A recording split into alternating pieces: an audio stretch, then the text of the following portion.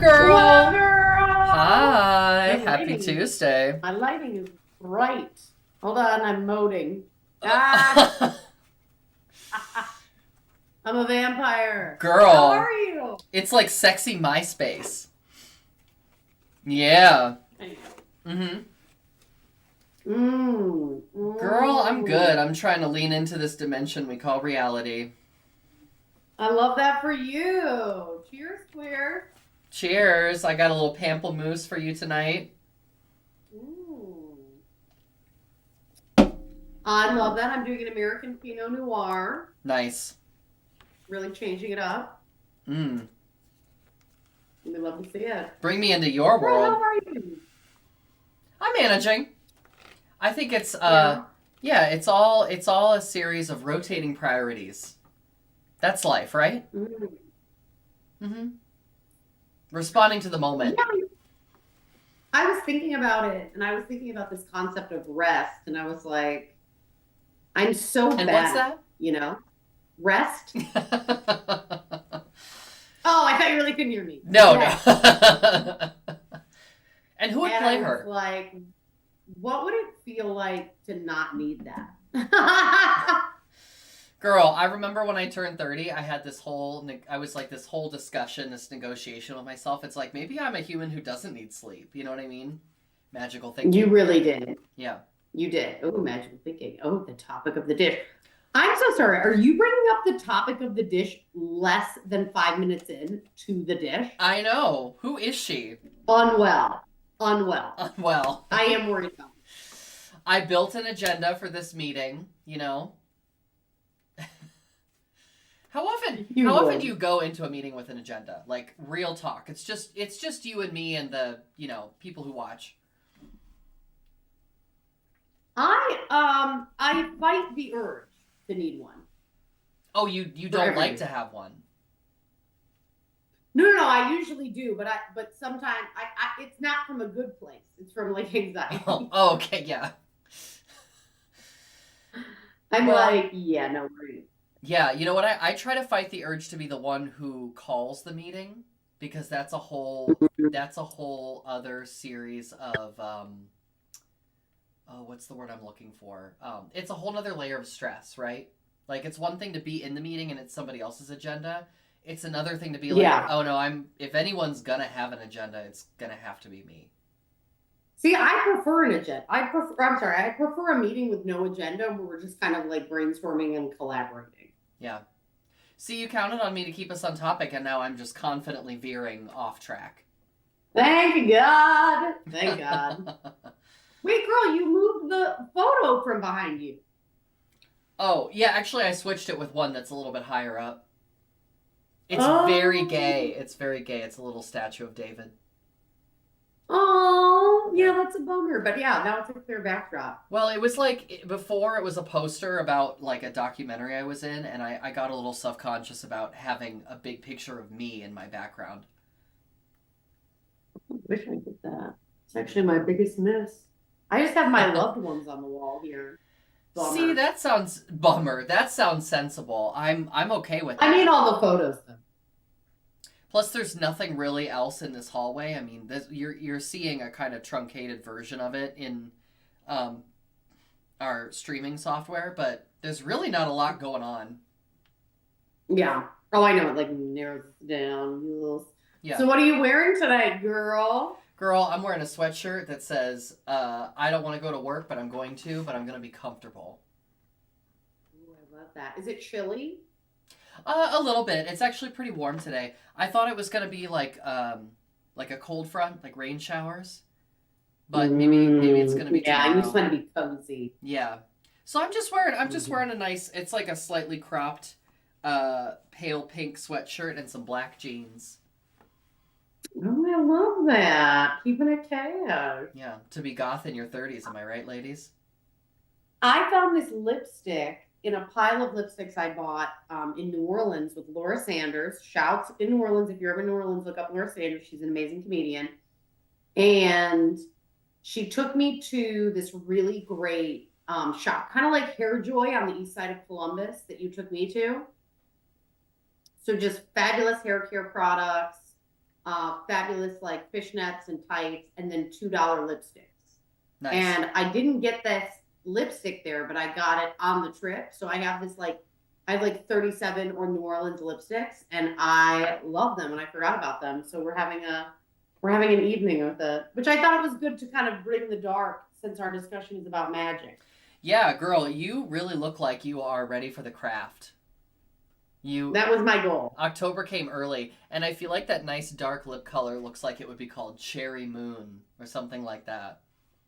Urgh. All right, girl, what is our topic? All right, we're at 10 after. I think it's fair to bring up the topic. What is our topic tonight? So we talked on the phone, as we like to do on Sundays. We have our little planning discussion. We talked about magical thinking, and you thought that we were gonna talk about like tarot and divination and stuff, and I was like, oh no, girl, what about the darker side of magical thinking, which is like delusions you tell yourself because you can't like come to grips with reality, which is You can't handle the truth. show me the money, which is frankly something we're all susceptible to. I think like the first thing I would suggest, Brooke, is like, is that just a human thing? Magical thinking? Well, okay, define magical thinking first. For our viewers, for me. Yeah, so I think magical thinking is an aspirational or a frame of the world that does not exist in reality, but is based on something that it's the version of the world you would like it to be. And you might hold on to it for a long time. So, like in the context of relationships, it might be that this person that you are seeing ultimately has your best interests at heart, despite all of the evidence and behavior and history to the contrary. Another thing might be like, hey, the the systems and the infrastructure that we have used to sustain humanity are like totally sustainable in the long term, and the world is going to be totally fine. That's another type of magical thinking. You know, the election was stolen. That's another type of magical thinking.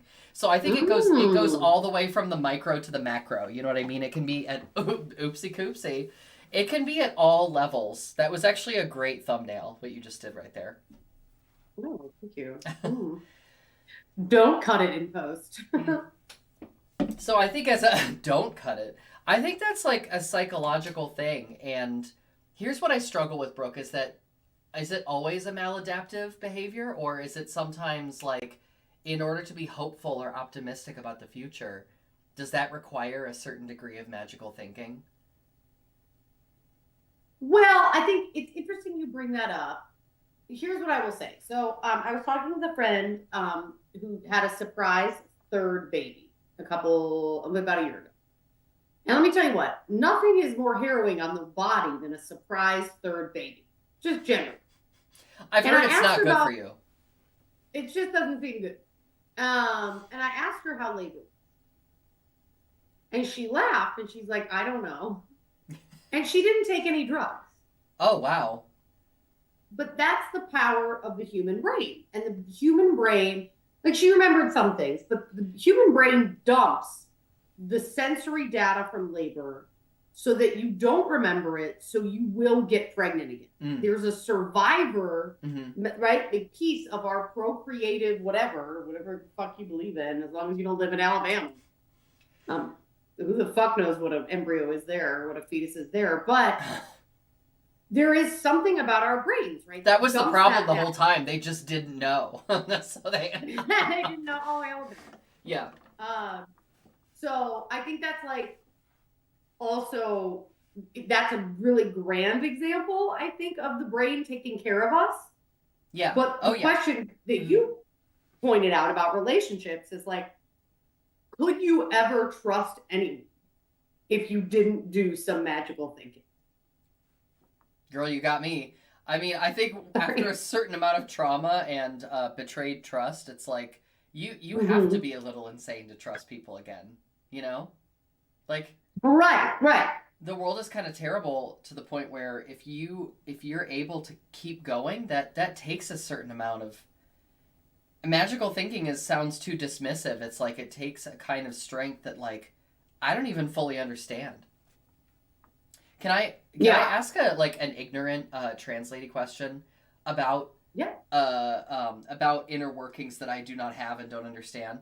So like when Of you course, told surely. me she didn't like the third pregnancy didn't seem like as big of a deal to her. Was that because of like does the physiology change after giving birth a couple times? Or Oh, was it that's a really just good like, question. yeah. No. So, well, there's certain things that happen in the weeks like right before you get pregnant, and I know about this because I was a personal trainer at a women's gym, and I learned like all about what happens to your body. And literally, celebrities like give birth super early, like weeks in advance, sometimes months in advance, surgically to prevent these hormones that go through the body at the last few weeks that make it healthier for the baby. Mm-hmm. For the record, because they widen the hips and change your bone structure. So if you get an x-ray before and after birth, it's going to look different. Wow, I didn't know Like that. that's how much your body changes. So a third pregnancy, your body will go quicker to that space than the first pregnancy. But the pain of labor is likely not affected.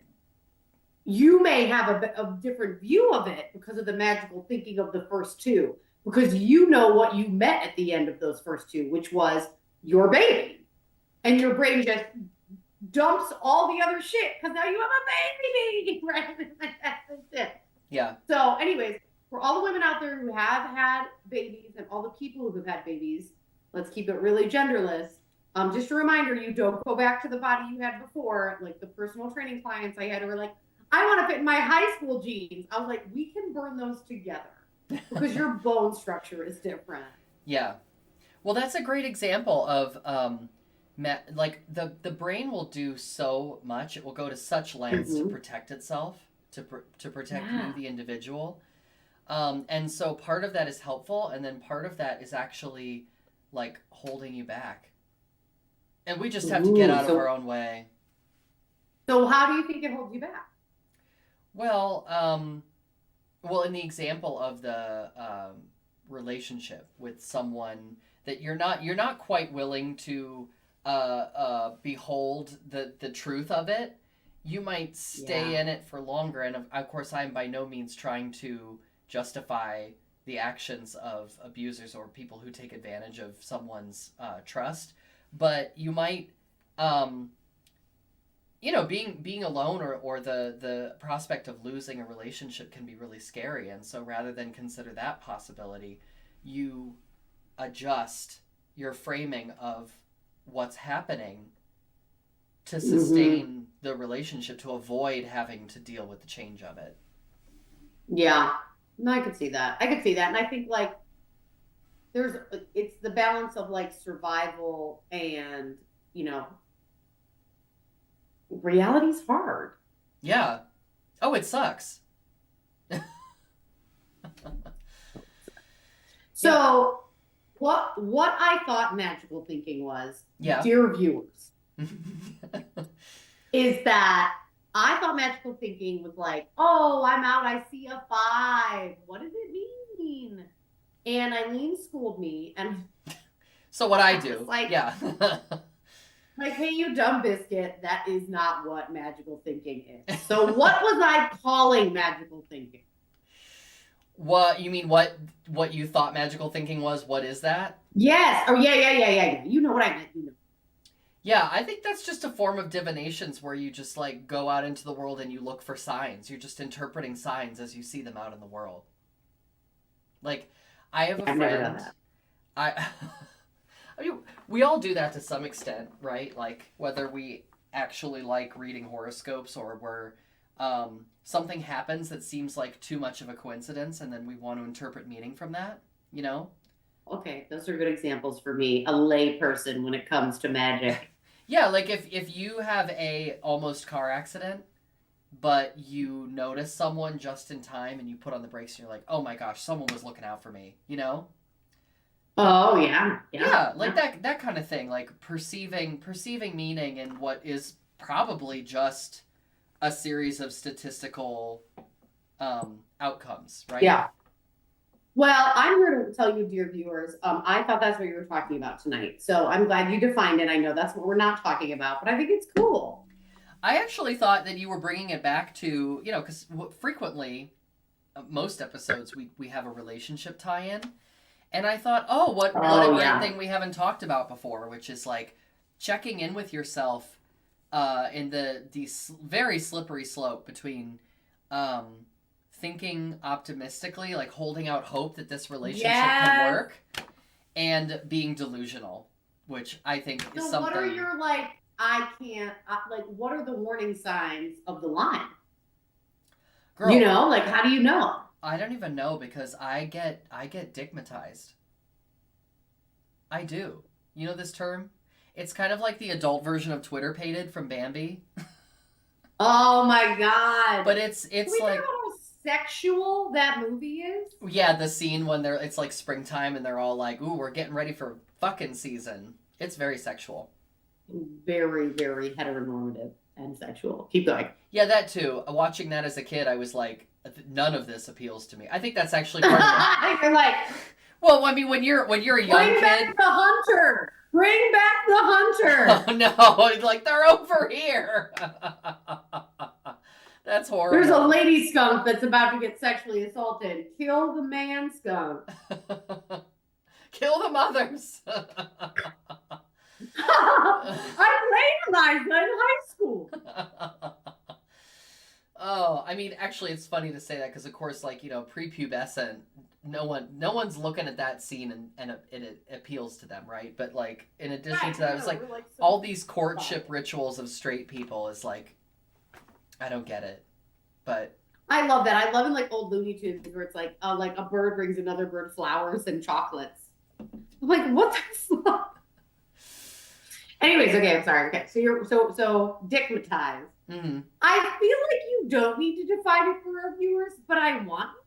fair enough. Is that weird? I hope, like, listen, you like all you like all of us have access to UrbanDictionary.com, and you can go and look up the attested definition for yourself. But Oh, I'm so sorry. Let me clarify. I don't want the definition. I oh want you to define. You see what I'm saying? That's the difference. oh you I you want just want you to define yeah you want me to tell you how it lives and breathes in me, right? So it. I will give I will give someone a few chances to Yeah. to do better Yeah. with me, but Mm-hmm. if a guy is hot, Mm. girl, we've had these conversations where I'm like, well, maybe he just forgot, and you're like, you have said this now 20 times. I'm like, yeah, you're right. Um, I don't know, like, uh, it's not good. I don't want to be giving people passes just because they're hot, but like, I just something happens, and I'm just like, Well, but I also think we could when you're attracted we to could somebody, those extrapolate. those juices are flowing. Exactly. I was about to say there you are attracted to them, and it's your attraction to them that leads to more chances. Mm-hmm. You know what I mean? Yeah. And I think that's how we stay in long-term relationships too. There's Yeah. a piece of us that again is leaning towards forgiveness because of our connection and our attraction. And I think time together is a component, but I think our culture really puts a lot of pressure on time. I think our culture is just so obsessed with how long have you been together and not the success of the relationship. I Yeah. think time is a component, but it's not the only component. I know people that have been together for 20 years and are miserable, right? Yeah. Yeah. So what's the end game? But I also don't want to downplay the importance of time, especially in this discussion, because I think magical thinking is really key in long-term friendships and romantic relationships. Like whatever quadrant of the polyamory spectrum you're on, shouts to last week if you don't know what I'm talking Yeah. Subscribe to our YouTube page. Watch our old episodes. about. Yes. Girl, I think you're trying to give me a little too much credit in this also because it's not necessarily guys that I'm connected to, you know? In fact, sometimes, and there's a certain kind of, it's a real problem, girl. It's something that I need to work out in therapy, but there's a certain type of toxic masculinity. Like, I've mentioned it Mm-hmm. before. There's like a certain kind of mansplaining that just like You know, it's It's, fun, you but know I what, it's also your but I version of also like, love the sparring. I love the intellectual sparring. It's like, is that what you think? Tell me more about that. Like really sparring. I love just poke holes in it. It's very fun. Yeah, it's not really sparring. You're like a cat playing with your food. And Like, it's girl, not that's so funny. terrifying. Girl, you know another thing that performers like to do a lot is if you remember to do this, because I never remember, but if you can get a recording of your number and you go back and you watch it, it's sort of like, oh, how did I do? I wish that Yeah. in these moments where I'm like giving men way too many chances for what they deserve, I wish I could watch it back like an HR training video and been like, how could this situation have gone better? You like walk in. You're like, this is harassment. You know? No, I get that. I get that. You're like, you love a hunky dumb dude, and I love someone with like really bad arm tattoos. Mm-hmm. Oh, Penny wants to come in. She heard you. Look at those. Penny. Girl, not the What's arm up, love? tattoos. The like, oh, he has a history of some bad decisions. Yes. Oh. I'm like, is that a donkey?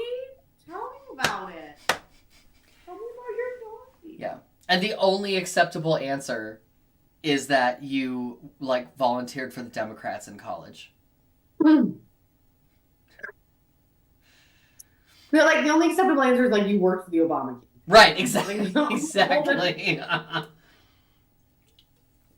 Like, oh, it's a dandelion for my aunt. And I'm like, it looks terrible. Oh. Have you seen that show Tattoo Far? It's hilarious. No. It's one of those reality shows where people go in and they purposely choose horrible tattoos for their friend or their partner or their ex. It's so funny. It's so funny. No. Yeah, they're horrible. Oh, that sounds terrible. That would give me so much anxiety. I know. It's like, who signed the paperwork to agree to do this? I don't understand. That's magical thinking. The going into that and thinking someone is going to choose something for you that you're not going to walk off set with something you will regret. Wait, for okay, years. so other people choose it? Yeah, it's like two people will come on the show who are actively fighting, and they choose a tattoo for the tattoo artist to put on the other person. Is there like a size limit? I don't know. I don't think so. I mean, if there is, they don't go into that on the show. They just like describe the nature of their relationship, what they're fighting about, and then they always pick some tattoo that has to do about something with the fight, and it's so petty. And then when they see it, wow, like they see the tattoo that the other person put on them, and they just like unravel. It's like the best of TV spectacle. Mm. I'm so bad at reality TV. It gives me so much anxiety. Yeah, it's pretty. It's one of the things I missed in our generation. You just got here. You just got here. Oh, Penny wants attention. She's the worst. Oh, Penny. Well, I love you, Penny. Let her ass back out. You're the worst dog. You're the worst dog. You're the absolute worst. Sorry, dish viewers. Dude, she's 12 and she just continues to live. Oh, 12. She's almost a teenager. Girl. 6 to 8 years. She's supposed to live 6 to 8 years. No. Oh. Oh, anyway. She's such a Sorry, sweet she's loaf, 12 though. in May. We'll have a Penny birthday episode. In May? Oh, yeah, that's coming up. Speaking of birthdays, do you happen to know anyone whose birthday it is next week? Oh, girl! You know, I don't, but I do know that this is your birthday gift. Oh my gosh. USPS. Ooh, baby. And I'm going to priority bring it to you. It's better than priority mail. Girl, when's your birthday? Are we celebrating it on the dish next week or the following week? What? I don't know. Let's do next week. Yes, birthday edition. If a pre-celebration seems like the thing to do. So my birthday's on Friday the 8th, which is National Women's History Day. And yeah, my sister used to make fun of me for that when I was a kid, and I was like, "Who's laughing now, bitch?" Oh. You're like, actually, this transition has been all about that day. Yeah, it was just an elaborate way to get back at her. The right-wing trolls were right. I know, yeah. It's like this is the future the libs wanted. Oh my god. So I'm turning 35 and I'm shutting down. So you should help me celebrate the little bit of enthusiasm I have left. Girl, 35. Mm-hmm. Oh, and she doesn't look a day over 34. Girl, no, she does not. You know what that looks like? That looks like Sam the Eagle from the Muppet Show. Oh my god, yeah, that's great. It's a great character. I feel like I like Beaker.